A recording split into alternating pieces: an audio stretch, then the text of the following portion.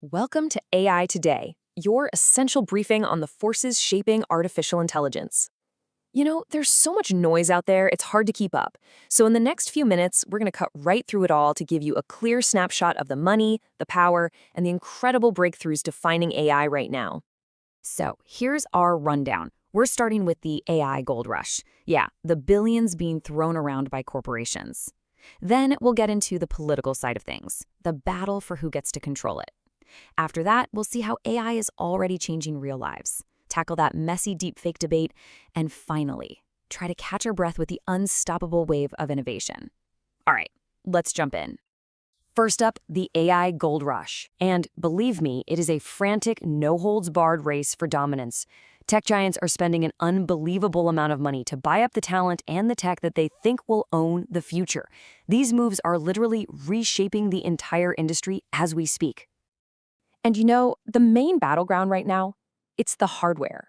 It's all about the chips that power these incredible AI models. And a huge move from Intel really shows just how high the stakes are, as they make a direct challenge to the current kings of the hill. So let's rewind just a little bit to 2021. An AI chip startup called SambaNova Systems was absolutely flying high. Look at that valuation, over $5 billion. They were one of the hottest tickets in town. But fast forward to today, and wow, has the market shifted. Intel is reportedly scooping them up for a fraction of that price. No, this isn't just some fire sale. No, this is a really smart strategic move for Intel to get their hands on SambaNova's amazing reconfigurable data flow unit tech and seriously boost their own AI game. And hey, it's not just about the big, powerful chips and data centers. It's also about personal AI. You've got Meta snapping up startups like Limitless, which makes a wearable device that can literally record and summarize your conversations. This is all about fast-tracking their vision for AI-powered glasses and what Mark Zuckerberg keeps calling superintelligence. Okay, so when you have this much corporate power consolidating this fast, what happens next? Well, politics gets involved. And that leads us right to our next topic, the battle for who gets to write the rules for AI. The federal government is officially stepping into the ring. They're trying to create a single national framework for AI. The idea is to get rid of this growing patchwork of different state-level laws, which the administration sees as a real roadblock to innovation.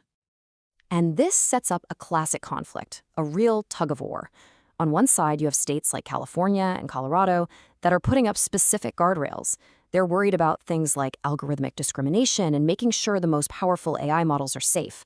But on the other side, you've got this federal order pushing for a much lighter touch, arguing that too many different rules will just slow down American progress. Okay, so beyond all the boardroom drama and the political maneuvering, how is AI actually affecting people, like today? Let's zoom in on one of the most impactful areas where this tech is already making a massive difference: healthcare. Now, the key thing to understand here is that this isn't about replacing doctors. It's about giving them superpowers. From radiology to neurology, AI is helping doctors find diseases faster and more accurately. It's like having a tireless, super vigilant assistant who can scan millions of data points in the blink of an eye. And the impact is very, very real. Just look at this. In one huge study, we're talking nearly 250,000 mammograms. Bringing AI into the process cut the reading workload for radiologists by almost half. That doesn't just make things more efficient. It frees up these brilliant doctors to focus on the toughest cases and on actually caring for their patients. Of course, anytime you have a technology this powerful, you're going to have fear and some really legitimate concerns. The rise of so-called deepfakes has been all over the headlines, so let's get into that debate next. And yeah, the numbers look pretty scary. The number of deepfakes online shot up tenfold in just 1 year. That's obviously fueling some major worries about things like election integrity and just who and what you can trust. But here's a critical question. What if we're all looking at this the wrong way? While the tech is definitely something to watch, some researchers are now arguing that our intense focus on the AI-generated content itself might be missing the bigger picture. So here's the crucial point they're making. The problem isn't just the supply of fake content. The deeper issue might actually be our demand for it. In a really polarized society, people have a huge appetite for any information that confirms what they already believe, no matter where it came from. In other words, AI isn't starting the fire, It's just making the fuel a whole lot cheaper. All right, finally, let's talk about the sheer speed of all of this, which honestly feels like an unstoppable wave at this point. The pace of new discoveries is just relentless. I mean, major breakthroughs are being announced almost every week from labs like Google DeepMind. We're seeing the next generation of models like Gemini, which are becoming natively multimodal. That just means they can understand and reason across text, images, and audio, all at the same time seamlessly. And at the same time, AI is making these incredible leaps in pure science. Tools like AlphaFold are helping solve one of the grand challenges in biology, protein folding. This is a huge deal, and it's dramatically speeding up drug discovery and our basic understanding of diseases. Even something as complex as our global weather is getting an AI upgrade. New AI models can now make 10-day weather forecasts that are more accurate than our traditional methods. Think about what that means for farming or for preparing for natural disasters. It's a game changer.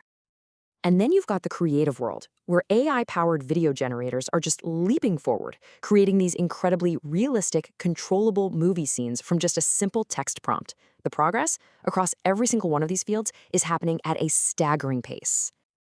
So, this brings us to the big final thought. You've got corporations racing for profit, governments trying to regulate, and labs innovating at the speed of light. With all these massive forces pushing and pulling, the central question for all of us isn't just what can AI do, but what do we as a society actually want it to become?